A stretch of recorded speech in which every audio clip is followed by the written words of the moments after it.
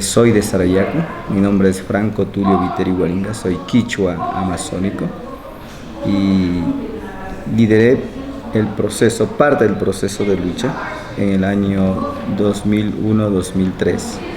Fui presidente,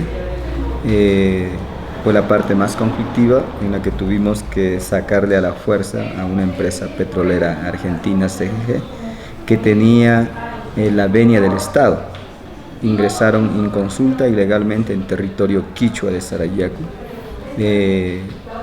dejaron muchos explosivos en nuestro territorio, más de 1.400 kilogramos de pentolita, que estaba en zonas sagradas, en zonas de alta producción faunística de la que sobrevive el pueblo quichua de Sarayaku, y de esta manera violentó la soberanía alimentaria a nuestro pueblo.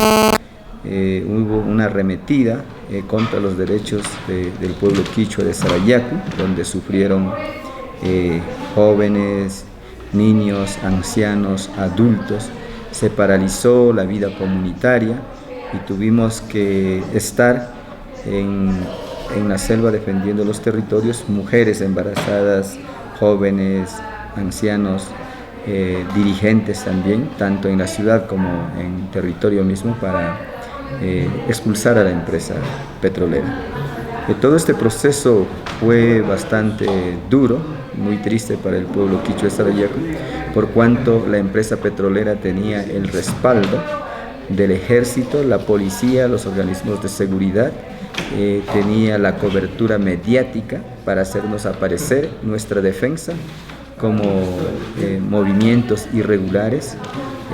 Querían hacernos aparecer como saboteadores, que estábamos en contra del desarrollo y que nosotros no estábamos acatando las leyes y disposiciones del Estado ecuatoriano.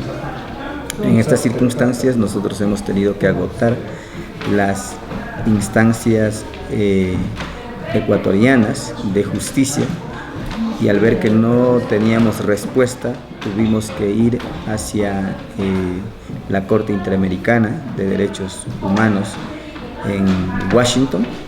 Hubo varias audiencias en Uruguay, o en Paraguay me parece, y también en Estados Unidos, y finalmente en el 2012 fuimos allá a la audiencia final en Costa Rica.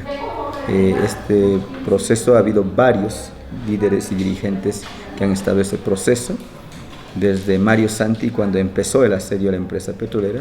Estuve yo como presidente en el punto más álgido, luego fue Marlon Santi, luego lideró una compañera mujer, Hilda Santi, estuvo Rubén Hualinga, luego vino Dionisio Machoa, luego vino Olger Cisneros, y finalmente en el periodo de José Hualinga logramos ya después de unos 10 años, casi 12 años de lucha, lograr la audiencia final entre el Estado ecuatoriano y el pueblo quichua de Sarayaku, donde la Corte en Costa Rica dictaminó la culpabilidad del Estado ecuatoriano, y se logró mucho más que la indemnización. Se logró la garantía de no repetición, que es que en el pueblo y en el territorio quichua de Sarayaku de por vida ya no haya más extractivismo, en particular de actividad petrolera. Esto no está siendo respetado por el Estado ecuatoriano. Obviamente en estos momentos el territorio de Sarayaku está amenazado en más de 6.750 hectáreas. Y de esta manera el Estado ecuatoriano, al entregar a empresas chinas, en este caso a Andes Petróleo, el bloque 79, está violentando el dictamen de la Corte Interamericana, que es la garantía de no repetición. Esa es la situación actual que estamos viviendo. Obviamente el pueblo quichua de Sarayaku ha empezado ya a hacer su resistencia en términos de apropiarse la parte jurídica, que fue como logramos triunfar. Fue en el plano jurídico, no fue en el plano físico de la resistencia armada, porque sabíamos que eso era contraproducente. También en el plano comunicacional, porque tuvimos que acceder a mucho acceso a los medios de comunicación digital, página web, contactos internacionales, y también el uso de las radios comunitarias, porque eran los únicos medios, la radio en general eran los únicos medios que nos servía para poder decir lo que sentíamos, lo que pensábamos, porque las limitaciones que tiene la televisión y también la prensa, no es posible.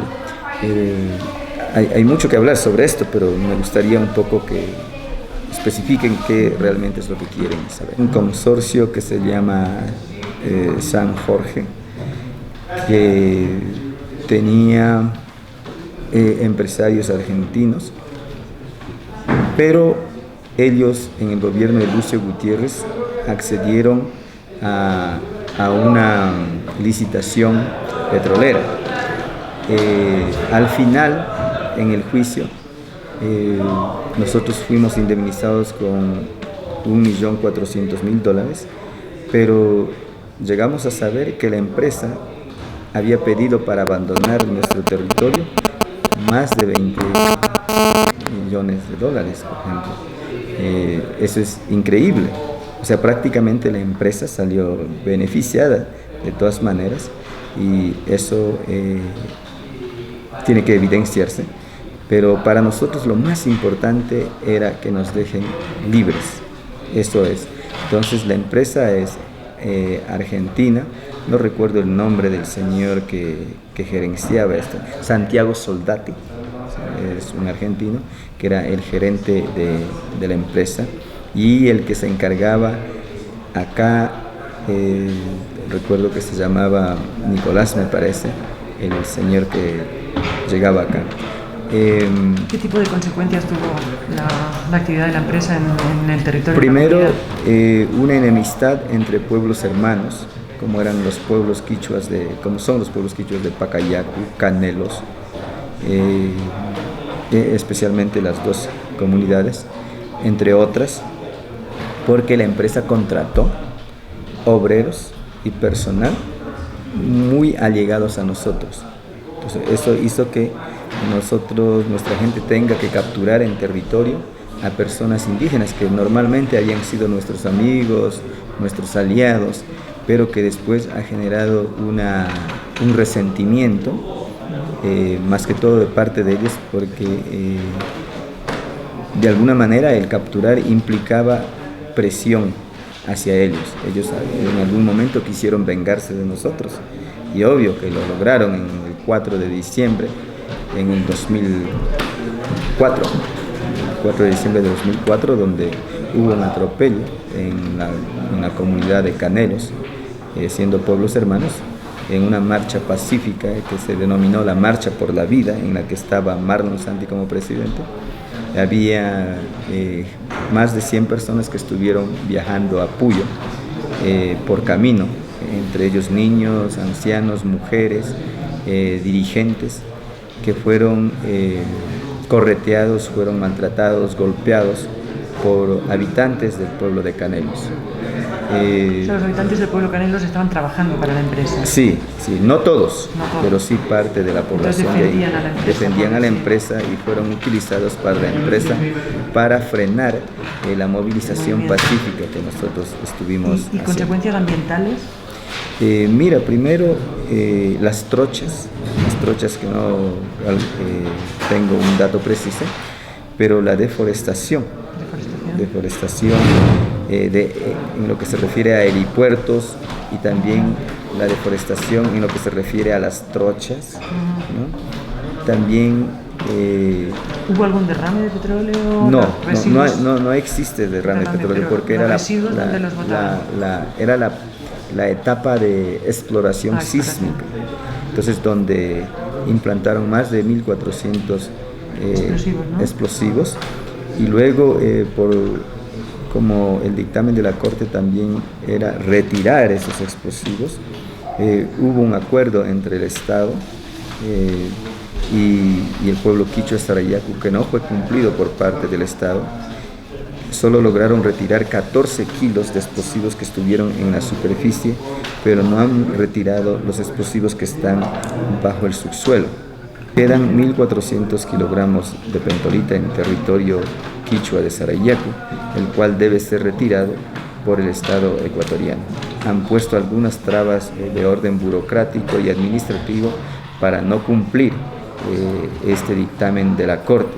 Sin embargo, a más de no cumplir, ahora están amenazando con poner otra vez explosivos en territorio de Sarayaku, y de esta manera violentan el dictamen de la Corte, que es la garantía de no repetición. Porque este juicio ha sido tan importante que generó precedentes jurídicos en la región y también a nivel internacional, en la que muchos pueblos agarraron confianza para poder resistir a la actividad extractiva en toda la región amazónica y en otros países de América Latina. El pueblo en sí ha ganado mucha experiencia en la lucha, pero también ha sido afectada su vida comunitaria, que ha costado restablecer las relaciones entre los pueblos, que lo estamos logrando de alguna manera, y nos sentimos optimistas en el sentido de que hemos aprendido mucho. O sea, una amenaza se volvió una gran oportunidad para unificar al pueblo, enrumbar el verdadero sentido de la vida de acuerdo a nuestra cosmovisión, y seguimos en eso. Ahora tenemos un plan que se llama la selva viviente, que considera a la madre naturaleza como algo vivo, que tiene que ser cuidada, tiene que ser respetada y que tiene que ser más que todo tratada como a una madre, porque es productora de vida. Entonces, en esto nosotros tenemos una gran tarea por contradecir con argumentos claros ciertos conceptos que usan las empresas petroleras y el Estado ecuatoriano, como es cuando dicen que el petróleo es vida, por ejemplo. Dicen que el petróleo es vida y al mismo tiempo dicen que el agua es vida. Es totalmente súper contradictorio los discursos que tiene el Estado, y además nosotros estamos haciendo grandes esfuerzos por mostrarle que al Estado y a las empresas que para nosotros el buen vivir y los indicadores de riqueza de los pueblos indígenas no es el clásico Producto Interno Bruto, sino para nosotros es agua limpia, aire puro, tierras saludables para el cultivo, mucha fauna y mucha flora. Esos son nuestros indicadores de riqueza. Entonces estamos haciendo esta lucha, pero también una lucha en el plano de la interpretación jurídica de la Constitución y también de los pactos y tratados internacionales. En este momento el gobierno ecuatoriano está usando ciertos conceptos como resistencia, sabotaje, terrorismo, rebeldía.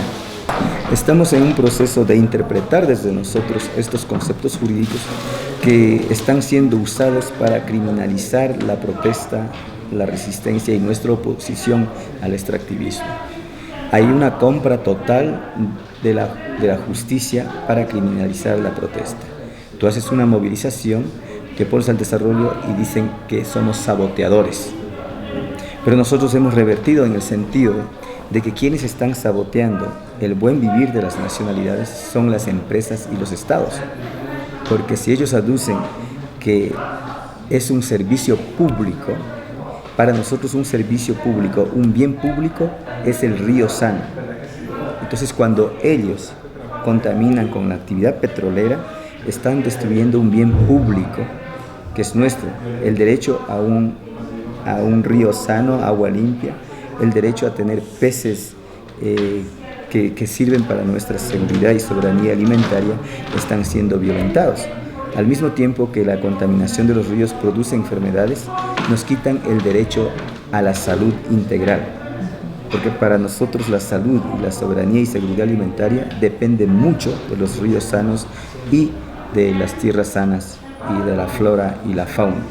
Entonces, nuestro reto es prácticamente conceptualizar desde nosotros ciertos conceptos jurídicos que el Estado usa contra nosotros. El verdadero terrorista y saboteador de la vida plena de los pueblos indígenas son los estados y las empresas extractivas. La CONFENIE representa a las nacionalidades de la región amazónica ecuatoriana, que están integradas en 11 nacionalidades. Están los guaraníes, los anduas, los quichuas, los shuar, los achuar, los sionas, secoyas, cofán. Están otras 2 nacionalidades más y también están los afrodescendientes, que ya hay un gran número en la zona. No tengo un dato estadístico preciso, pero estaríamos bordeando más de las 400.000 personas indígenas en territorio amazónico, contando con todos los mestizos que también ya son parte de la población amazónica. Estamos pasando los 700.000 habitantes en la región amazónica. La CONFENIE está organizada en 22 organizaciones. Entonces, la CONFENIE tiene un rol de proteger, orientar, encaminar a los pueblos indígenas con el fin de llevar adelante el plan de vida de las nacionalidades. Esto implica una lucha también en la tarea de que necesitamos que el Estado implemente políticas públicas adecuadas, por ejemplo.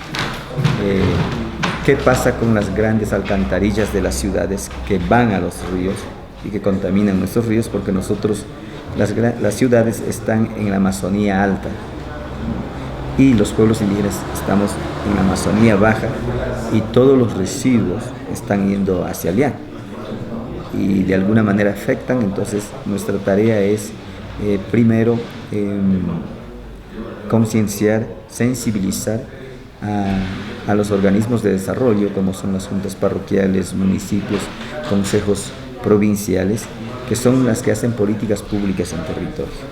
Esto es bastante complicado porque el gobierno últimamente ha abierto la frontera petrolera. Hay una mayor incidencia y mayor agresividad en materia de políticas de desarrollo que tienen que ver con el extractivismo, como es la minería y el petróleo.